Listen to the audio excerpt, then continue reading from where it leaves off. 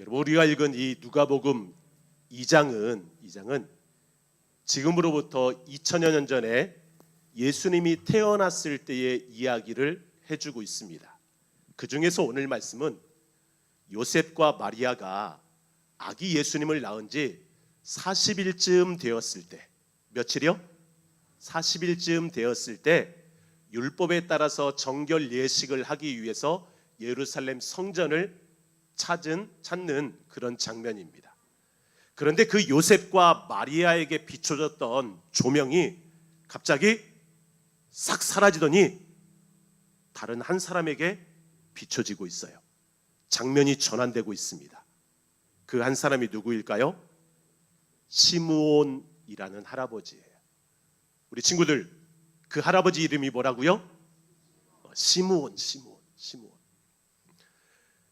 우리 성경에는 25절에 예루살렘에 시므온이라는 사람이 살고 있었다라고 기록하지만 원어 성경에 보면 맨 처음에 뭐라고 이야기하냐면 보라 예루살렘에 시므온이라는 사람이 있었다라고 말해요.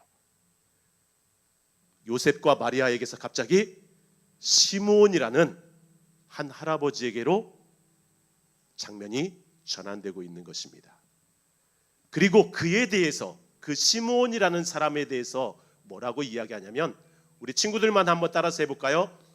의롭고 경건한 사람. 네, 의롭고 경건한 사람이래요.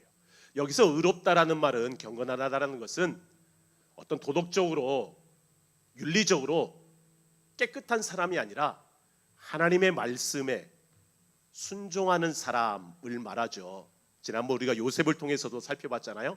하나님의 말씀에 성실하고 하나님의 말씀에 순종하는 사람을 의롭다라고 이야기합니다. 그리고 정말 시므온이 그런 사람이라는 증거를 오늘 성경은 뭐라고 말하냐면 성령이 함께하는 사람이다 라고 말해요. 3번에 걸쳐서 성령에 대해서 이야기합니다. 25절에 성령이 그 위에 계셨다. 그리고 26절에 성령의 지시를 받았다. 그리고 27절에 성령의 감동으로 성전에 들어갔다. 그렇게 성령 충만한 사람이라는 것을 이야기해 주고 있습니다. 중요한 것은 이 시므온 할아버지가 평생 동안 기다린 게 있어요. 뭘 기다렸을까요? 우리 친구들, 이 시므온 할아버지가 평생 뭘 기다렸을까요?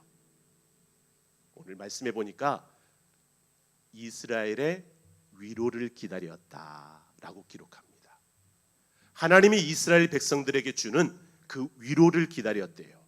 여러분, 여기서 말하는 위로는 단순한 감정적 어떤 슬픔이나 아픔이 있을 때 받는 위로를 말하는 게 아니라 하나님께서 자기 백성을 구원하시는 그 은혜를 말합니다. 이 말씀은요, 우리가 700년 전 늘 살펴봤죠. 700년 전 이사야 선지자하고 미가 선지자가 있었을 때 그 이사야 선지자를 통해서 예언된 하나님의 위로예요. 자기 백성을 향한 하나님의 위로. 그리고 우리의 삶의 때때로 우리가 힘들고 고날 때 내 옆에서 나를 위로해 주는 사람이 있어요. 정말 진심으로 나를 위로해 주는 사람이 있으면 그 사람을 통해서도 우리는 위로를 받을 때가 있습니다. 그런데 여기서 말하는 위로는 하나님이 자기 백성을 구원하시기 위해서 정말 그를 영원토록 사랑하시며 그를 향한 하나님의 사랑을 나타내시는 그런 위로를 말합니다.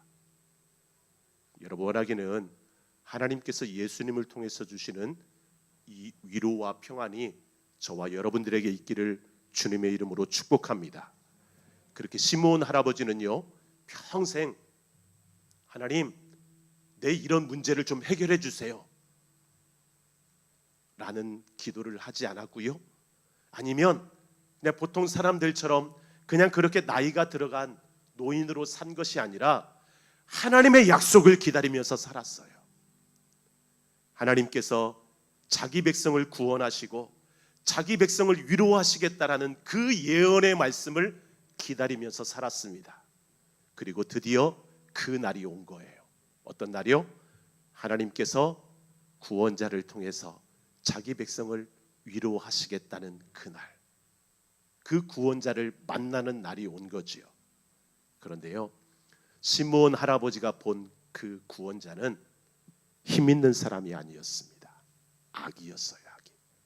그리고 그 아기 예수님의 어머니와 아버지였던 요셉과 마리아가 하나님에게 정결 예식 예물로 드리려고 했던 것도요, 아주 가난한 사람들이 드리는 산비둘기 혹은 집비둘기였습니다. 여러분, 이 말이 무슨 말일까요? 요셉과 마리아 그리고 그 아기 예수님을 다른 사람들이 볼 때 전혀 구원자로 바라보지 못했다라는 거예요. 외형적인 모습을 보면 도저히 구원자라고 생각이 안 들어요.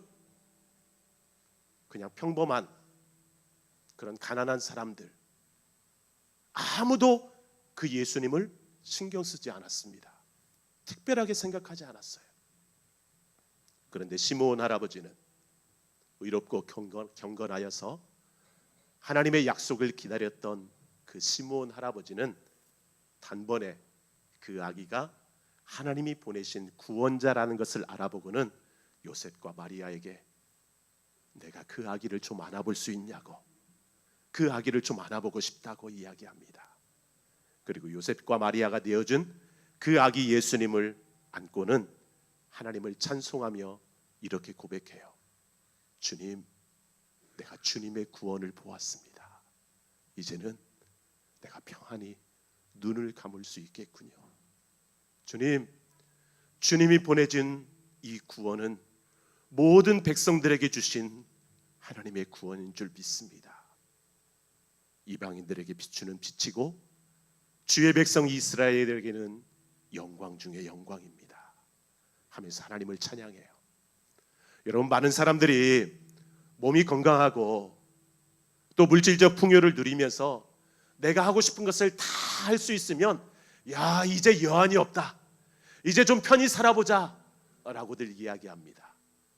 그런데요, 여러분, 우리의 신앙은 어떤 개인적인 문제가 해결되거나 육신의 삶이 평안한데 삶의 의미가 있거나 목적이 있지 않습니다. 하나님께서 우리를 위해서 보내신 그 구원자 예수님을 만날 때 비로소 우리에게 참된 평안이 있고 참된 위로가 있는 줄 믿으시기 바랍니다. 그리고 너무 감사한 것은 이 시대에 하나님께서 보내신 그 구원자, 참된 위로자를 우리가 만났다라는 거예요. 우리가 만났다라는 겁니다.